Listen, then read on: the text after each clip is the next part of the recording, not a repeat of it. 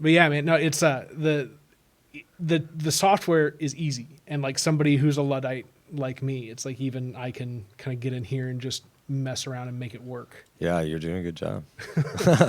Dude, it's like nothing I'd ever seen or done before. It's just you got to do it. No, it's impressive. I mean, how long did you have the studio for?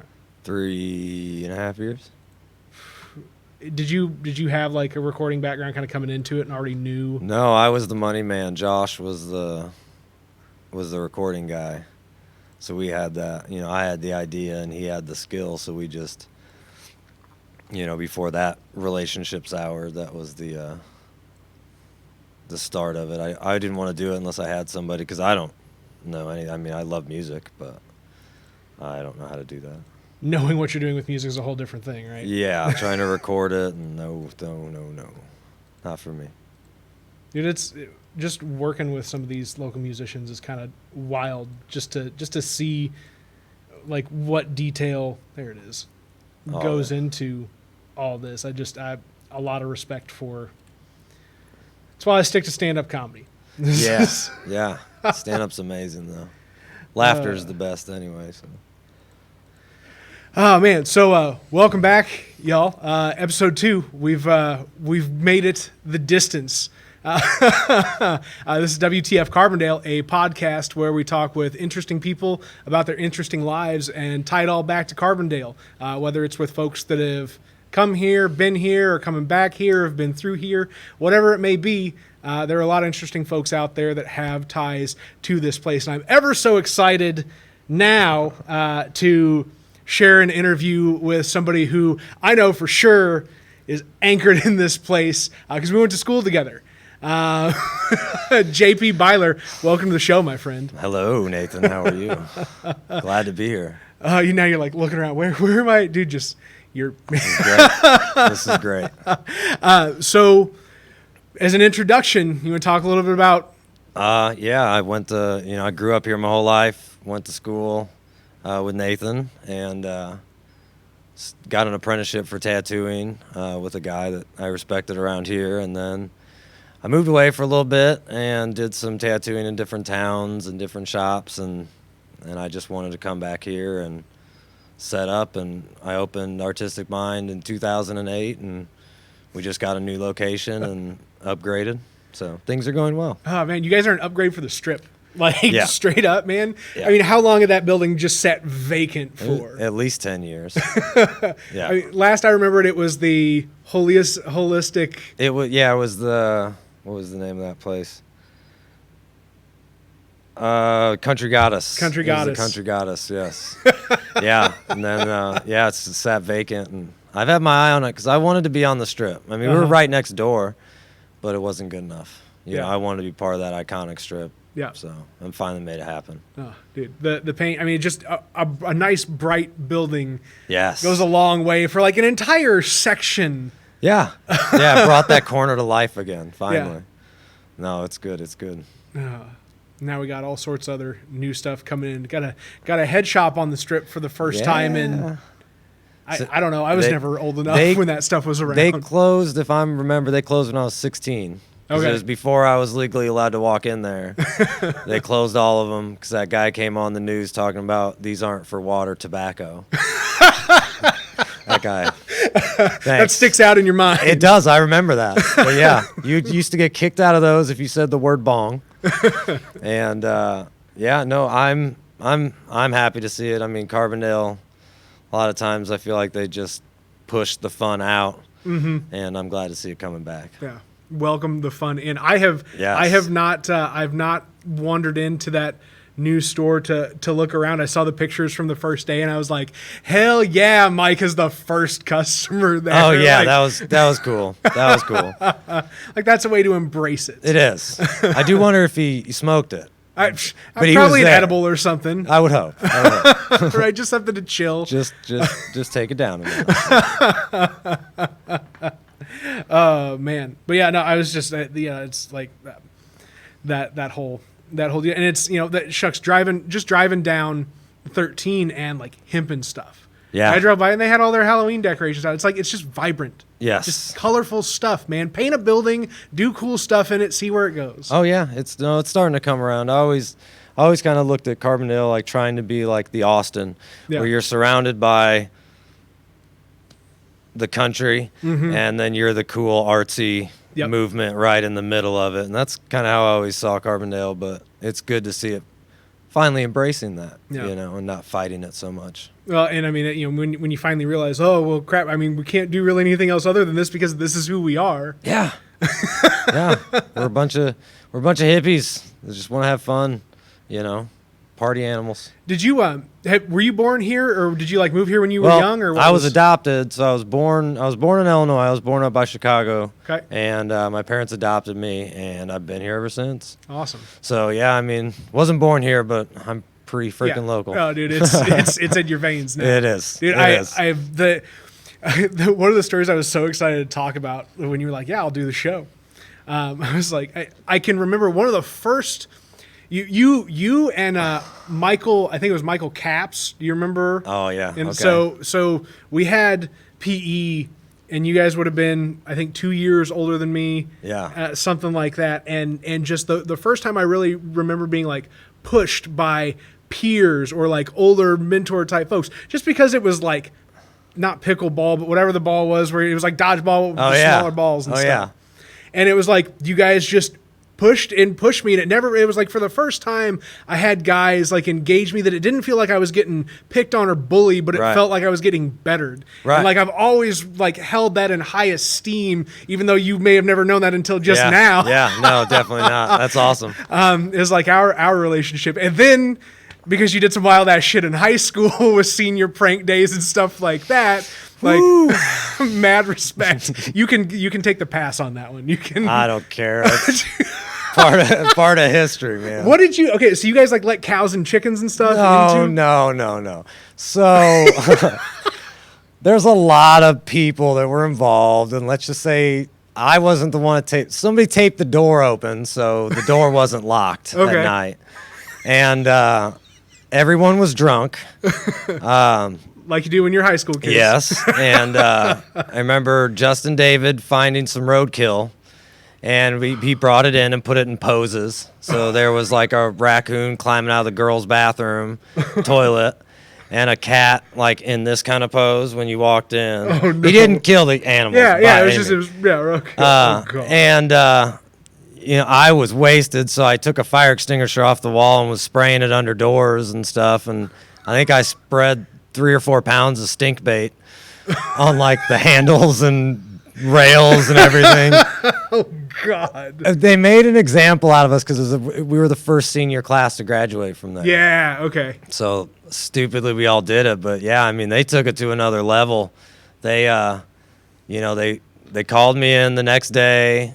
2 of the other guys had already been caught. Yeah. They couldn't identify me on the video.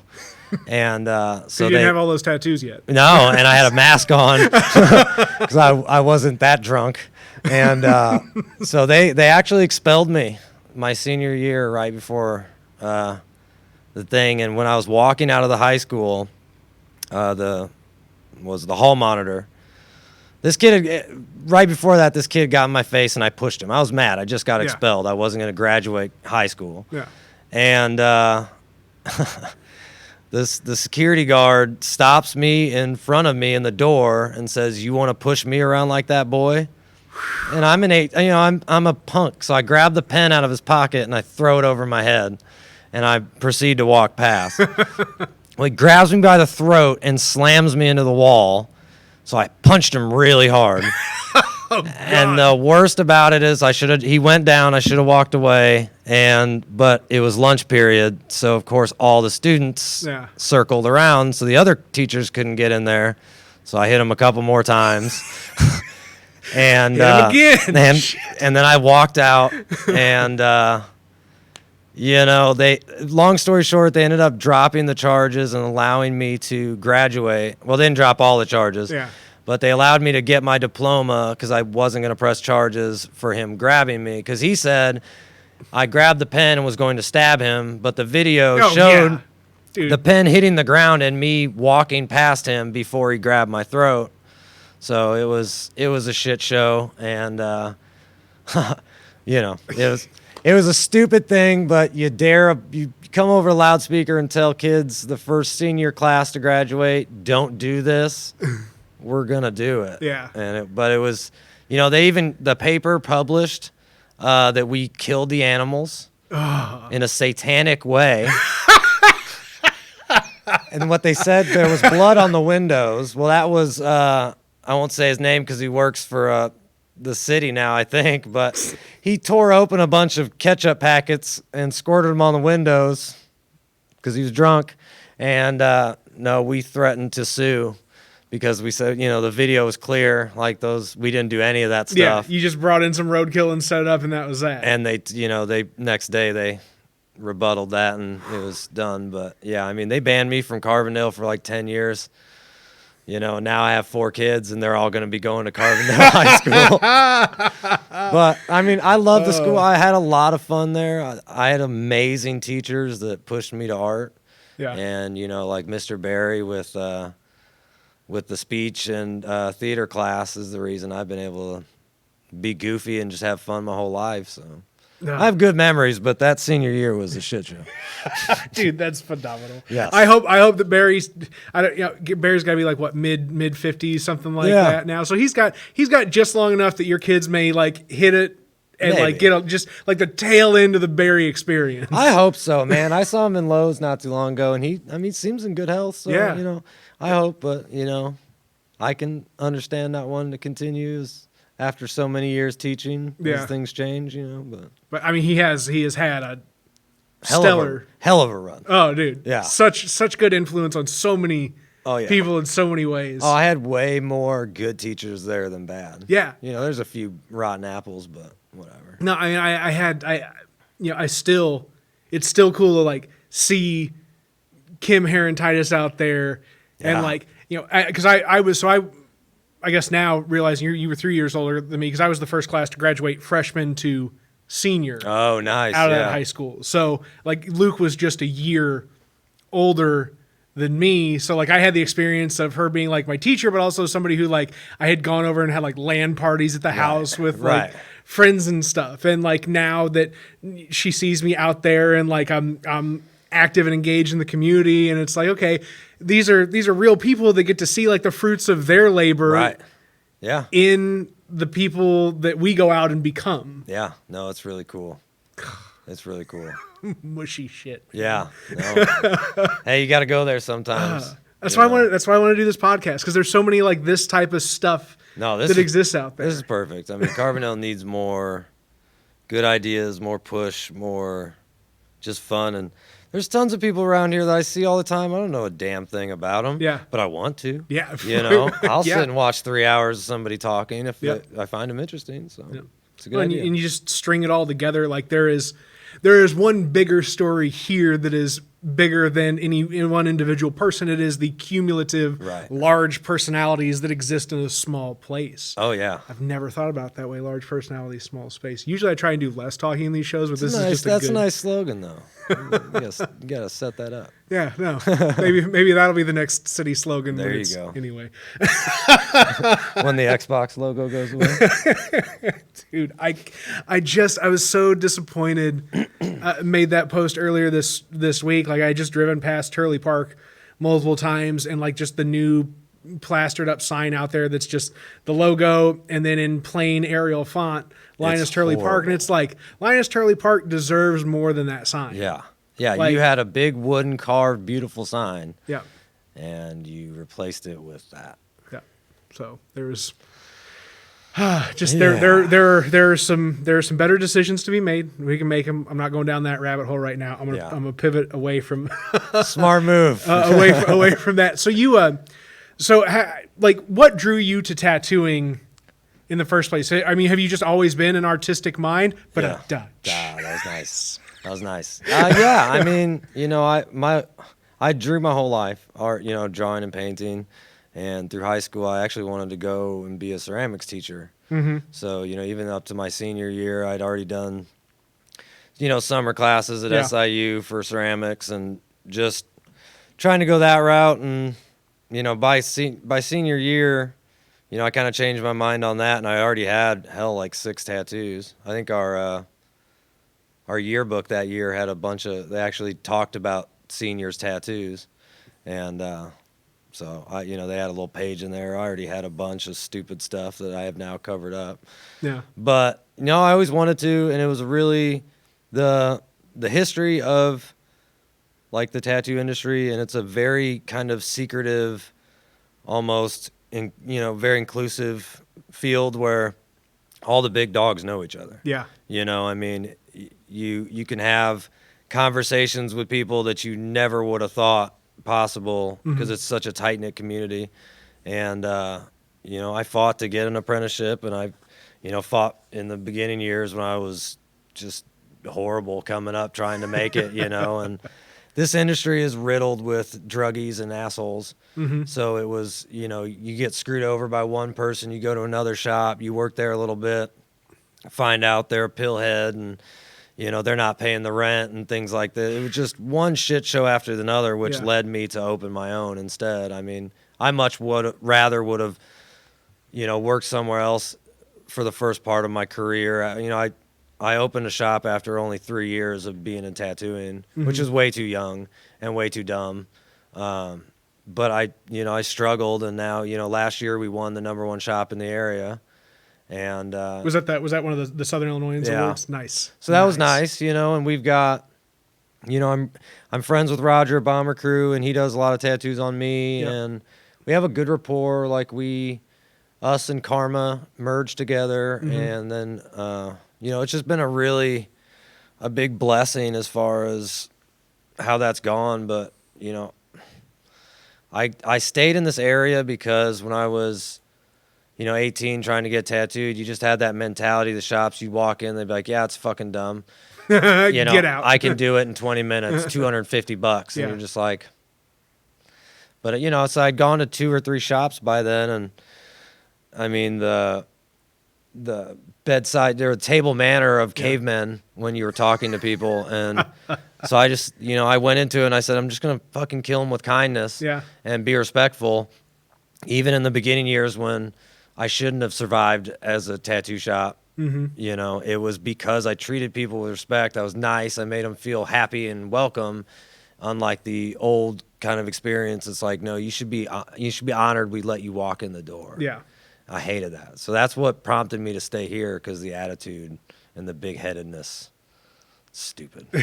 That's a really interesting perspective, though, man. I mean, that is how you change an industry. Yeah. Right? Is by saying, this is broken. There's got to be a better way to do this. Oh, yeah. And then you do it. Oh, and it's, you know, when I was starting out, there wasn't YouTube videos on it. If your mentor didn't show you, you figured it out by screwing up 100 people. Yeah. You know, you could read some books, but they were limited. You know, nowadays, I mean, there's guys on Instagram and on YouTube teaching people that are killer tattooers, teaching people how to tattoo just for free. Yeah.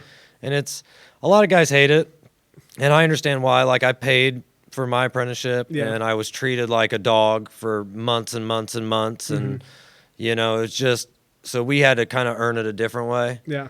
But I'm glad it's kind of a softer industry now. It used to, you know, be bikers, and just, it was looked at like hoodlums, and now it's, you know, you've got guys with art degrees, and you've got, you know, business backgrounds, and just smart people, good people that are taking over, and it's beautiful. Where did your interest in business kind of develop from? I mean, you are as atypical a entrepreneur as they come, but you are as earnest an entrepreneur as they come.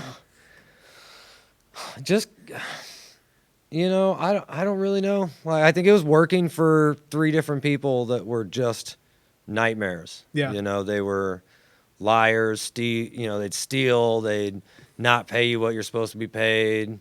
You know, I dealt with one guy when I tattooed in a shop in Mount Vernon. He had I'm not going to say the name of the club, but a biker club came in, kicked me and 3 of the other artists out, locked the door. And that guy moved state the next day, so something bad happened. So it's just watching these morons that could do it. And I'm, you know, it's one of those scenarios like, well, I could do it better. Yeah. You know, so I'm just going to try. And like, above board. Oh, wow. Who would ever thought that like doing business like it's a business Right. would yield good business? Yeah. You wouldn't think that's a hard concept to think about. So speaking of concepts, that's another thing that I'm really interested in touching on. Yes. Where did the concept of the Tattoos for Rescues come from? That was actually their idea. Okay. Yeah. They, I don't remember which one of them did, but they approached us about it. And, we just loved it. It was more of, it was something that we could give back. I mean, we raised, what was it? I'd have to look back. She was like $5,000 the first year, $4,000 the next year, and a little right around $4,000 again the next year. So, I mean, we raised a lot of money, a lot of food. Yep. And it was awesome. We obviously can't do it this year because COVID. Yeah. And I think we're going to look at switching. We haven't decided, but we kind of want to do that for somebody else now. Because, it's a lot of money that we can raise in one day. Yeah. Because we didn't take anything. We all of our own supplies. Most of us didn't even keep our tips. We just worked all day, put it in there, and did some good, I like doing charity work. I've done, Habitat for Humanity. I've done one of those before. And if my mom still is a preacher. So Okay. I grew up in a household where doing charity work and other stuff was, you should do it. Yeah. So. But it was their idea. I can't take credit for that. I mean, we do the hard work, but, so we're mulling around. Hopefully next year we can pick a different charity around here and kind of do, 1 to 3 years for somebody else, then switch it up and do it again. So Yeah. No, and spreading the love around is solid. Right. And just, you set people up for that. You're like, listen, we've been successful here, but we've got to keep it fresh. And, there's other stuff out there that Right. needs the attention. And they're always, every nonprofit's always looking to cycle through another activity. Yes. You got to stay fresh. Yes. You got to stay ahead of the curve. you have to stay, and you have to, the why it works so much is, a lot of people are selfish. Yeah. And with this kind of thing, you get something forever out of it. Yep. You get something that'll last forever. Most of the tattoos were $40 or $60, and then our piercer did piercing. So, but yeah, it was great. Pretty much, close to 15 grand or more. I think I'd have to look back, but it was awesome, man. I loved it, and animals are way cooler than people. So I am not an animal person. I am the opposite of my wife hates it. She wants her cats so bad, but they live at her mom's, and I'm a terrible husband. It's neither here nor there. Not a rabbit hole I need to go down right now, but that's okay. that's why I'm a broken human being. Yeah, we're all broken. Nobody's perfect. Oh man. So the what shucks, I don't even know where to go next. This is thrilling to me. With the kids, how old are all the kids now? My youngest is 2 and my oldest is 8, and we have four kids, 3 girls and a boy. Oh. And yeah, I never thought that would happen either.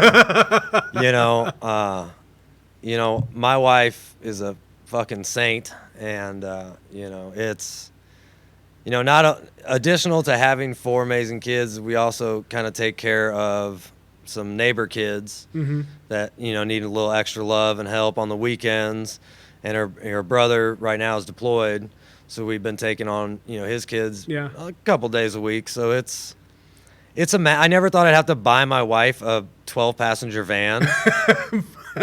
And but now you bought your wife a 12-passenger van. I did, and now we're looking at a 15-passenger van. So I bring the animals home, she brings children home. So, but yeah, I never saw myself as a big family man, But I wouldn't trade it for the world, man. But 3 girls and a boy, I'm gonna be in trouble when they're older, man. It's my 8-year-old is 8 going on 16. She's ready to drive. She's ready to wear makeup and sing and dance. And it's just like, slow down. Just enjoy it. Just enjoy it. Now we're really sounding old ourselves, right? When you cross that bridge and now you're saying the shit that 12 years ago you're going, no, burn it up, let's go. Now it's like, why don't we just slow down? Dude, my parents were so fucking right about so many things. I've told him that I feel so bad. I mean, just the hell I gave him for, you shouldn't do that kind of stuff. It's like, no, I should have listened. You shouldn't do that kind of stuff. And it's, yeah, I mean, it's crazy. I'm not a perfect parent, but I think I'm a good dad. So, but would you have the additional wisdom to impart if you hadn't gone through your own exciting times? Yeah, no. I mean, the stories they will hear around the dinner table when they're all teenagers will be wild. I keep all that crazy stuff pretty hidden for now. I've had a nice checkered past, but nothing too crazy. Right. Just crazy enough to get the kids on edge. A little, like I was talking about with my kids and just being a sailor around them, right? A little inoculation goes a long way. Yeah. Right. Just see a little bit of what's been on this side, just so you kind of get the feel to maybe not do it as crazy as Right. Hey man, it's the scars, man. They make us, right? That is the truth. That is the truth. So, what are some of the projects that you've been involved in that maybe folks don't know about as much? I mean, you're like me. You do a lot around town. You're like everybody. We all do a lot around everywhere. But like, what's something that hasn't been like as visible? That's a cool part of your. Ooh, I mean, everything I've pretty much done has been very visible. All right. We did the Screaming Owl for a while, and that's a really hard industry as far as recording studios around here. Yeah. Basically, I went through engineer after engineer after engineer, and so that eventually just liquidated and left. But it was fun. We did a lot of charity events, like we were talking about earlier. Mm-hmm. Like T. Murph was one of our comedians at a charity event at Turley Park, and now he's on Hulu, and amazing. If you haven't seen Woke, go see Woke. Yeah, go watch it. Yeah, it's fantastic. And I mean, we've done a lot of charity events throughout the years. Kind of every business that we've ever tried has done charity events. As far as other stuff, I mean, that's about no, it. you're good. Yeah. You're good. In the T. Murph thing, man, I was telling you earlier, I was talking to my buddy Coach, talked to a couple other guys, and it's just like, listen, if he can go chase that elsewhere, we can build that collectively here. Oh, I mean, the world's really by the fingertips, man. Like, a lot of people don't know. Like, I was in a group with a guy, and we toured with Project Pat for a year and a half all over the country. For people that don't know Project Pat, Google it, but he's Juicy J's brother. Okay. The guy from 3-6 Mafia, and we did a lot of music. We did South by Southwest. We did a whole album with DJ Thorough, which is 50 Cent's DJ. Nice. We did a lot, and that relationship soured between me and the other guy in the group, and a lot of the guys in Screaming Owl, we just kind of all started butting heads. Yeah. And we all had very different paths that we wanted to go music-wise.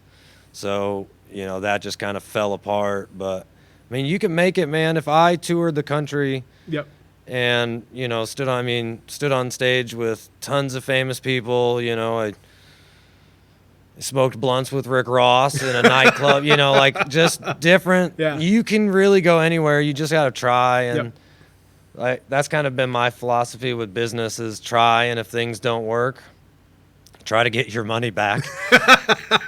But if you don't, you're never going to do anything if you don't try. Yeah. And, I've a lot of friends growing up that are just the dreamers, and they all have these great ideas, but they don't pull the trigger. And you cannot be afraid to fail. When you're from a town, I got tons of people that hate me, got people that love me. Like, too bad, it is what it is. Just it's give life. It a run. Yeah, I mean, I'm kind of an asshole, and I'm also a nice guy, so I don't know. It's just crazy.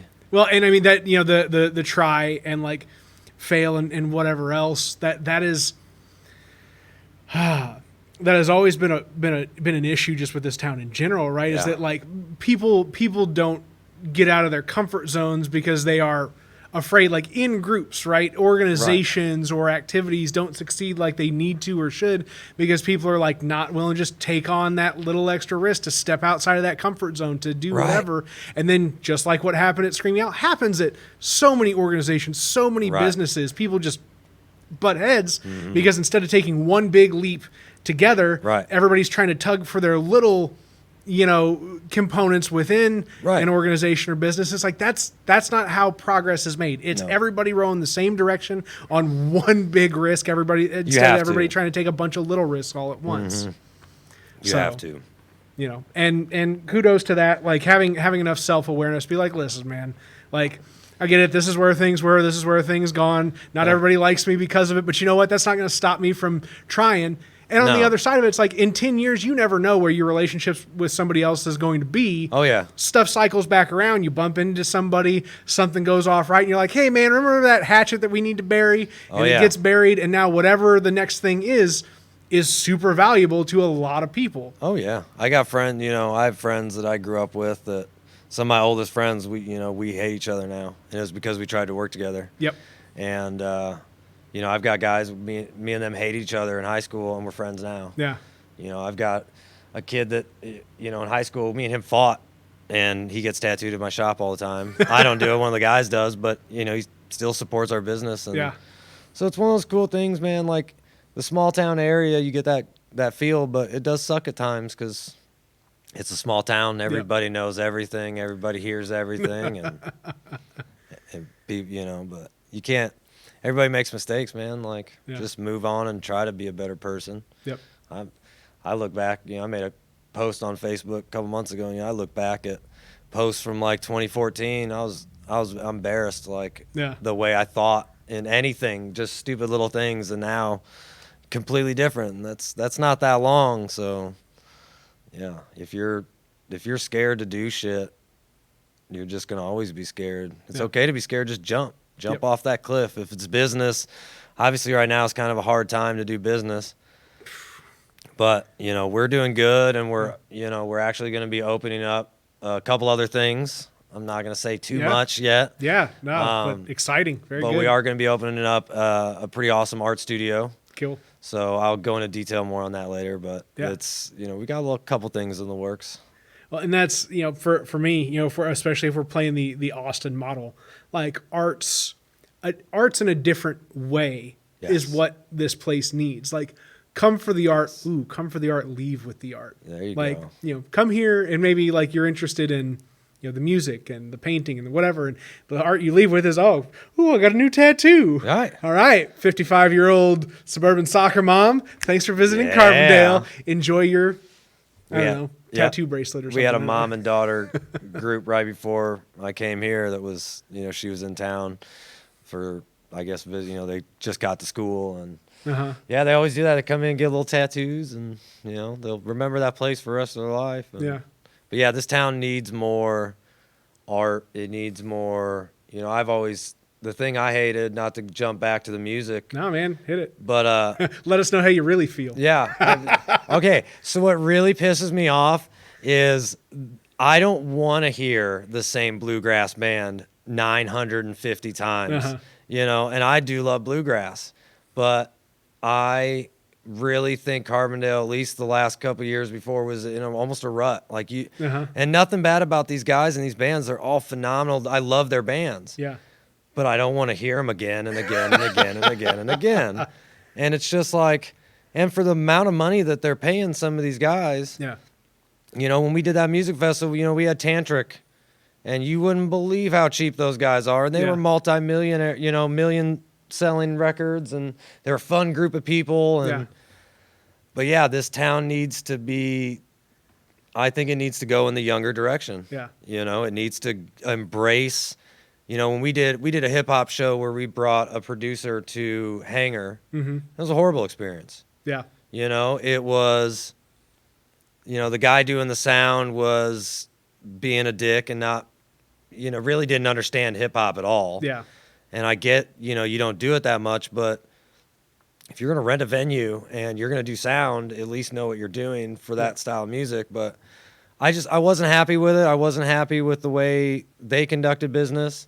Yeah. And we didn't have the only fight that was there that night was one of their employees with his girlfriend. Oof. And because he was looking at some girl's ass and she punched him in the face. And then they didn't want to do another show. Yeah. And it was, I hate to say it, but I think it had race involved. Mm-hmm. And, they tried to pull the plug at 145 while the main guy is on stage. And it was one thing after another in this town of suppressing anything but the bluegrass or the rockabilly that all the friends. It's very cliquey here. Yeah. And I would love to kick some of those cliques open. Yeah. Well, I mean, that's how again, like a broader scene gets built is opening up the social circles.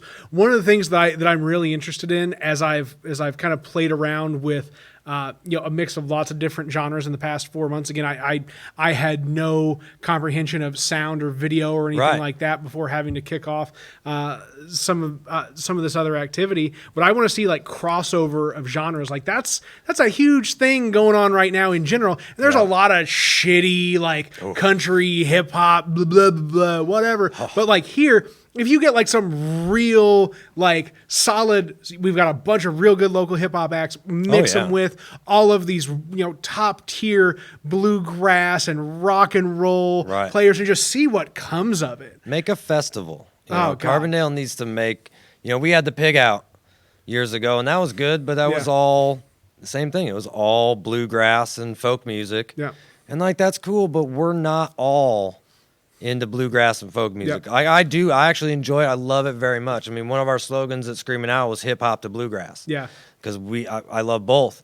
But yeah, you're sitting in the stagnant water here in Carbondale, and and then you look at places like Marion that are fucking thriving and just blowing up, and that old guy mayor was crazy and all about law and order and this and that, but he still built the town up. Yeah. And that's what I'd like to see. I'd like to see the locals and the people in power in Carbondale embracing this town for what it is. It doesn't have to be a party town like everybody thought back in the day with the riots and Halloween. But what do you want? We're not an Ivy League school.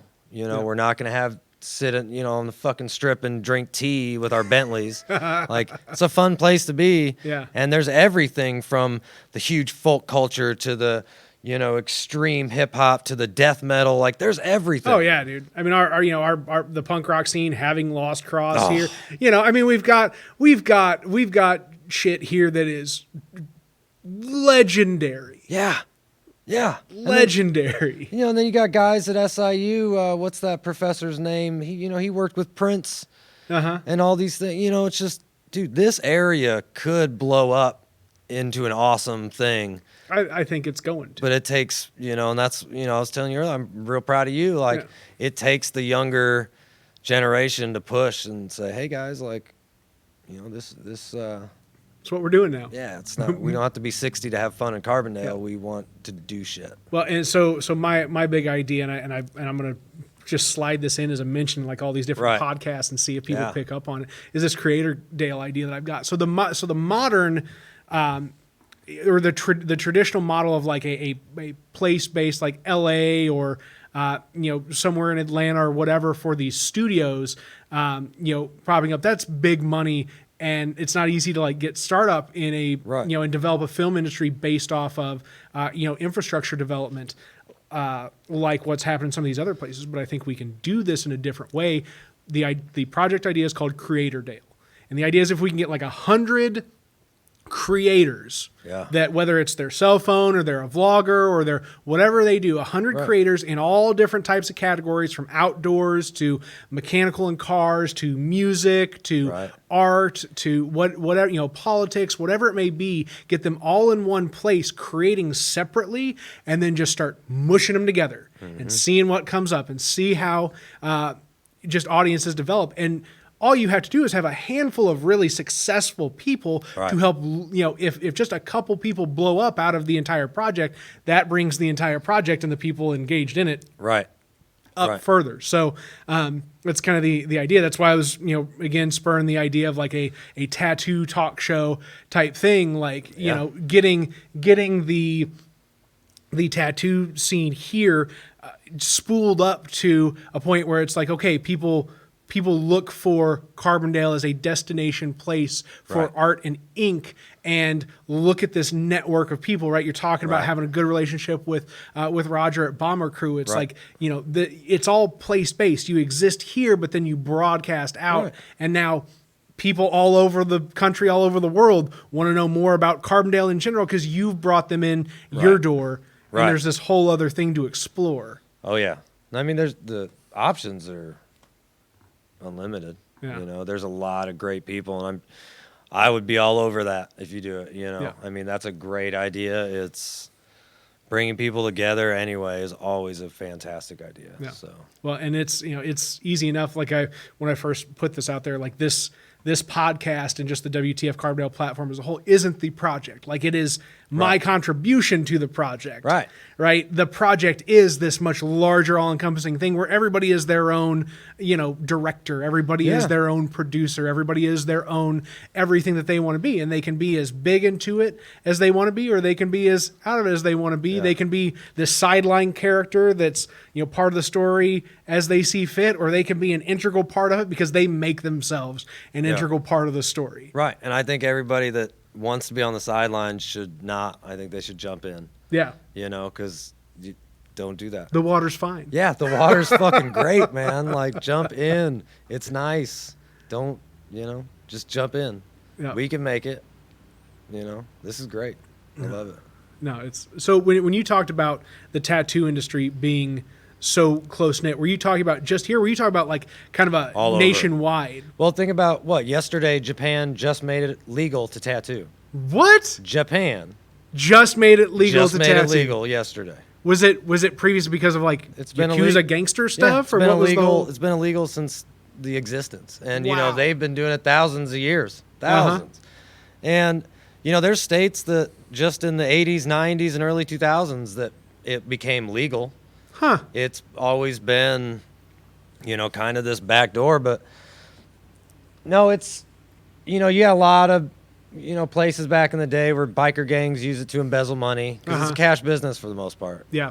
So it's, but no, what I meant by, it's real tight knit is, I mean, a lot of people only know what they see on TV shows with tattooing, but all those guys are real, and you can actually go to where they really work and get a tattoo from them.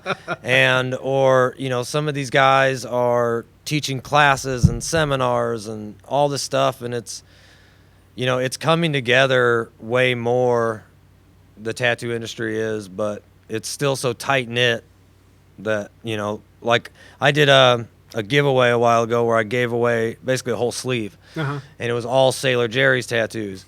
And probably about 11 people on that post thought I was talking about the alcohol.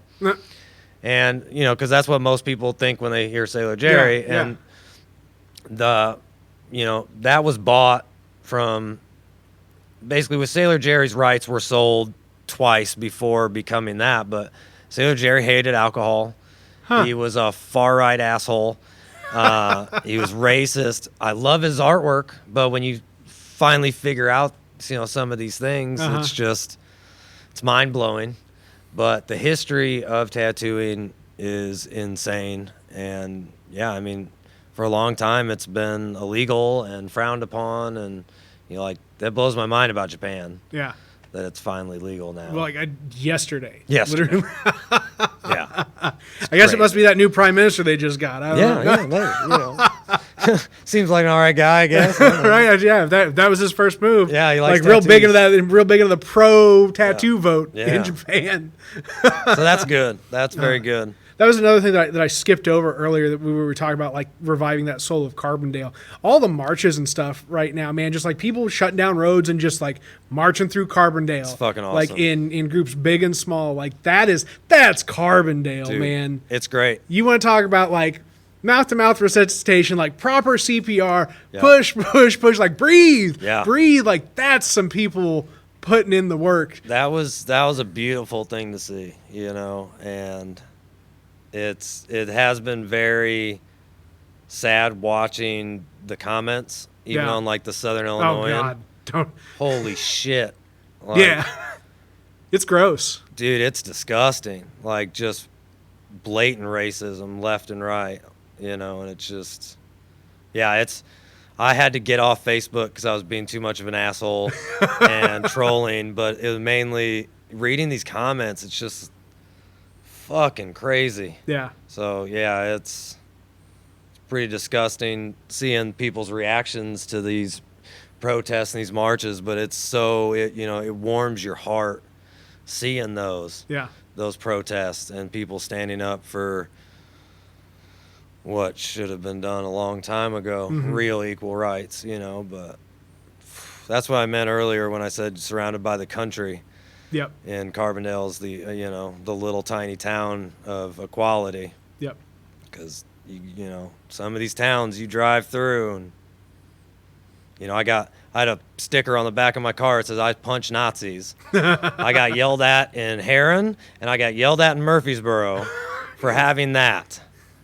I think most Americans should agree that punching Nazis. You can punch a Nazi. That's right. And, same thing with like the Confederate flags and all this shit. We don't have to go there, but we fought wars for all this shit. Yeah, like stop waving an American flag next to a fucking Confederate flag because you're ignorant. Yep. So you pick one side or the other. You want to be an asshole, but yeah, this is why I had to get off Facebook because I get riled up. Good. Yeah. Good. You got some checks and balances there. I'm sure your wife was like, all right, let's go. Trump is a douche. Let me just throw that in there so you know where I stand. There you go. Now everybody knows. There's no everybody question. knows. Fuck So Donald Trump. I'm gonna have this podcast is gonna be neat. Like I myself am gonna try and like not make too much statements one way or the other. Although I mean, there's plenty of context as to where I stand out there. Right. Like that exists. The internet's a catalog of how I feel. And but I want to have all sorts of people on. Like I'm real interested in having like Navreet Kong on. Like I'm interested in having more conservative figures in town on. Right. Not to just sit here and like I want to challenge your belief. Like I just want to talk to him. Navreet's got really like he's got some things to say. Like I've talked to him about his feelings on immigration and other components within government before that. Like it's not necessarily something that I agree with, but man, the guy's got some sort of rationale behind it based on his own personal experiences, right? Well, you have to be able to talk. Yeah. I have friends that are, Trump fans. We just don't talk politics, because I don't want to ruin a friendship over it, but I find him disgusting and a horrible disgrace to the country. Yeah. And but I'm not a big Biden fan. Yeah. I saw this bumper sticker. It says "Fine Biden," but this is bullshit. Yep. That's the one that's been circulating the internet. Kind of sums it up. Yep. But I think anything's going to be better than him. But yeah, you have to be able to have discussions with people you don't agree with, and Republicans and Democrats, they both can make perfect sense in different things. Yep. But this party loyalty, I find, this is not football. Yeah. Be loyal to the people, not the parties. This is not the Bears. You don't have to just love the Bears because they're the Bears. I've been called a sheep for wearing a mask in public now. Oh God. And it's just just like random people, or like people funny. that you know. No, random people, like mainly at Lowe's because we were doing a lot of construction on the new building, and yeah. The times I've been in the Lowe's, they've been pretty good. Yeah. No, it's just like one or two guys. Okay. That meth probably played a part in their teeth loss, and you fucking sheep. And it's like, what? Why are you yelling at me like I'm on your side, bro? Yeah, like I don't. So I don't get the divide over the mask thing either. I hate it, but I wear it, and it's I have older parents. I don't want to. I got kids. Yep. I don't know how we got on this topic, but no, I mean, this is podcasting, bro. This is how you podcast. You podcast so hard, dude. We podcast hard, super hard. But yeah, it's, I hope the world can come around a little bit. But yeah, I've been super disgusted and got off Facebook for the most part because the blatant amount of racist comments on posts that shouldn't have racist comments on, and you're just like, wow, these are the people that are surrounding me. I've had friends move out. Are they, or are they just Russian bots pretending to be the people that surround you? It's a mix of both. It's a mix of both, probably. I give it a 75 us, 25 them. They just get the shit started. I used to work with a guy who was a reporter for one of the regional news stations, and like he would have to go into BFE Missouri and BFE Illinois and BFE Kentucky, and like it was. He told me that it boils down to one simple statement, and it's enlightened me ever since. He told it to me probably like it's been 4 or 5 years. He said their whole basis is don't tell me how to think. That's it. That's it. That's the simplest thing. And I can get that as well. Like it's a bummer that it leads to poor decisions in instances, but like at the same time, when you feel like there's a society around you that all they want to do is tell you how to think and not give you the ability to like come to your own conclusion about the conclusion that you come to is a rejection of what you see as the people telling you what you should think, what they may stand for. So it's like, maybe if you just like, I don't know, lived the path and tried to get people to follow along with you as opposed to like just browbeating people about how they should think, we'd get some more progress on that. I don't know that for sure. I'm just saying that's kind of how I've felt and ever since he kind of gave me that planted that seed in my brain. Yeah, no, I agree with that. I mean, it's just, you can understand, like you said, you can understand the don't tell me how to think scenario, but, like with this pandemic, it just seems like everybody's taking such a personal attack on their rights, but it's just like, dude. We are legitimately all in this shit together. Yeah. There is no not in this together. Yeah. Like it's wild. If presidents of countries, Boris Johnson and all sorts of other people who are, the highest of high up leaders, and you'd think would be in the safest of safest environments, if they're able to catch it, what makes you stop from? Yeah, I mean, fuck, Tom Hanks got it. Yeah, and he was like one of the first. Yeah, Tom Hanks was like early on. Yeah, so I don't know where that plays into it, but who's gonna play Tom Hanks in the movie about Tom Hanks? It's got to be Tom Hanks. Tom Hanks, like 80-year-old Tom Hanks playing a 60-year-old version of Tom Hanks. I'd pay to see that movie. Absolutely. Life is like a box of Inception. Oh my God, what is going? It's a Tom Hanks movie within a Tom Hanks movie about a Tom Hanks movie. Directed by Woody Allen. Oh my God, that's great. That's great. So what? I don't know. Where do I want to go next with this? Are you still doing the car dealership thing? No. Okay. No, that was a shit show as far as, basically there's just the amount, and I'm rambling, but in tattoo industry and art, people want something for nothing. Yeah. But when it comes to cars, people really want something for nothing. Yeah. And, I'd gone into that with the idea of that I would only give this a year. Yeah. And I didn't expect to see profit, but I expected to see, hey, I can get my investment back, and if everything's going good, that I'll do that. And it was just, I hated it. To be honest, I hated the industry, and, you spend thousands and thousands and thousands of dollars buying these cars from auctions and trying to repair them, and it was just not the thing. No, it wasn't. Hey, it's good to know that you're not a used car salesman, man. No. Mad respect. Mad respect for you not being a used car salesman. I hated it. My dream was always to have 4 businesses, so when I retired, I could hand each one of my kids a business. That's cool. And say, just you want to work it, you can. If not, sell it and do whatever you want. What do you think? I mean, you identify all sorts of interests at all sorts of stages with kids. Yeah. Right. What do you think that your interests of your kids, or what do you want to build for them that you think that they'll really latch onto? I mean, I know you guys have the tattoo shop and you have the hair salon, but do you think that those will be things that the kids are really like, I really like art, I really like tattoo, let's go that way? Or do you think that they may have some other interests? I think they'll have other interests. I would I've always said like I would like to teach all my kids how to tattoo. Yeah. And same thing with like have my wife teach them hair, because it'd be a good thing to do if you wanted to do it. Yeah. I mean, they're tattooing, legitimate trade skills. Yeah, I mean it's a great industry. Don't get me wrong. You can make a really comfortable living tattooing and doing hair. It's just, it's also really stressful. You're expected to be a robot that never messes up a line. Yeah. You can't have a bad day.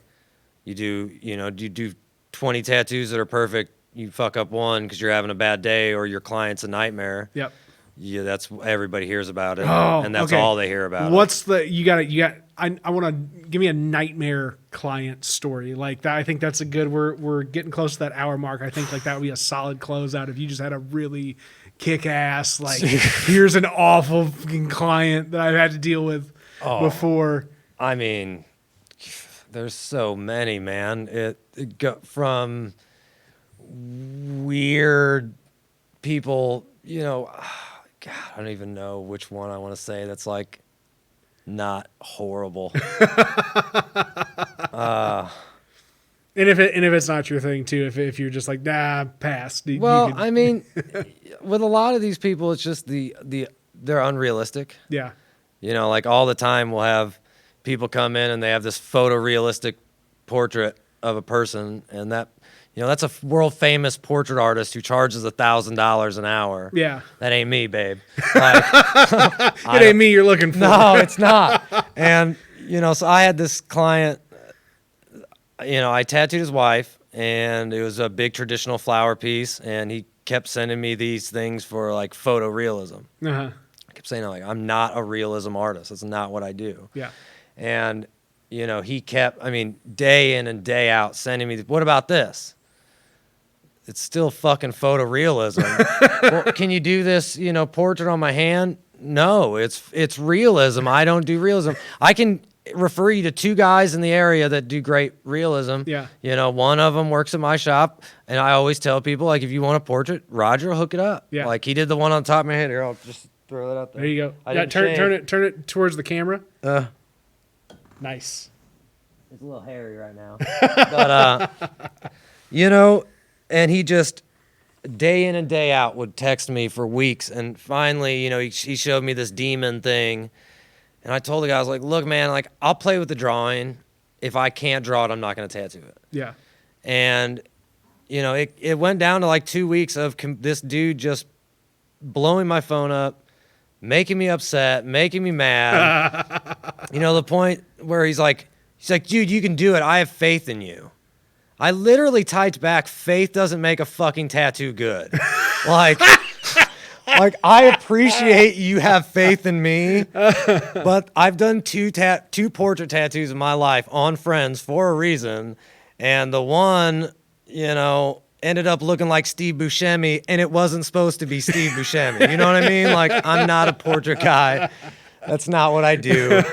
But it was just one of those where he, and finally I just had to send him this drawing. I'm like, look, man, if you want a demon that's, neo-traditional or traditional or, like these styles, and I showed him my portfolio, I was like, I'd be fucking happy to do this. And then he, I finally passed him on to Chad that works at our shop, who does more realism. And the guy books an appointment, complains about not being able to get in for a couple weeks, then doesn't show up for his appointment, and then calls like 2 days later, hey, man, I was in jail. It's like, so that's a quick, easy story. It's just, that's every day, though. It's something. People have real hard, unrealistic ideas, and, they'll go to a tattooer and expect them to do everything. And it's just like, hey, man, some guys are good at this, some guys are good at that, and I don't take on stuff that I'm not good at. It's bad for me, it's bad for you. I know my strengths and I know my weaknesses, and this is one of those industries that I know guys that have been 20, 26, 27 years in, and they hate their own work. Yeah. Their shit looks great, but they hate it. They're tearing themselves down every day, and so it's a hard industry. for sure. Well, and being hypercritical of yourself is one of those things that makes people a better artist in Right. many instances. Oh right? yeah. I mean, most of us. I mean, I'm sure not everybody agrees with it in the tattoo world, but I study constantly. Yeah. Especially this last year. I mean, I read constantly on tattooing. I listen to seminars and I podcasts and everything like that. That was all on my phone. That Don't worry happens. Is it broken? No, oh God, no, dude! I've dropped this thing so much. Yeah. It's in this case. My case has cracks on it all over the place, but the phone looks like it's brand new out of the box. Right. It's a beautiful thing. But yeah, no. So, there's the good thing about this area is there's a lot of really good artists. Yeah. Every shop in town has good artists in it, and so it's a really cool area for artwork. It's a really fucking awesome area for music. Yeah.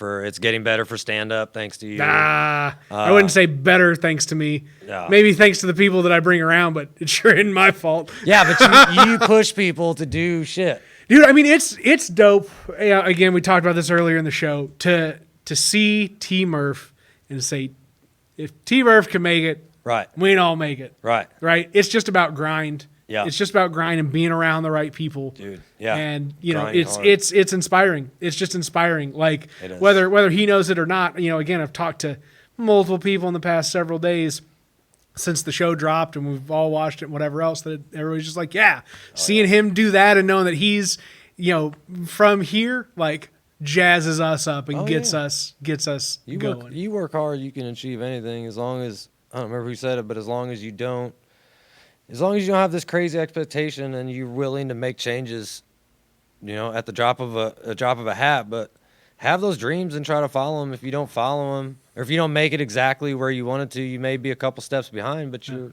in a better place and you're having more fun.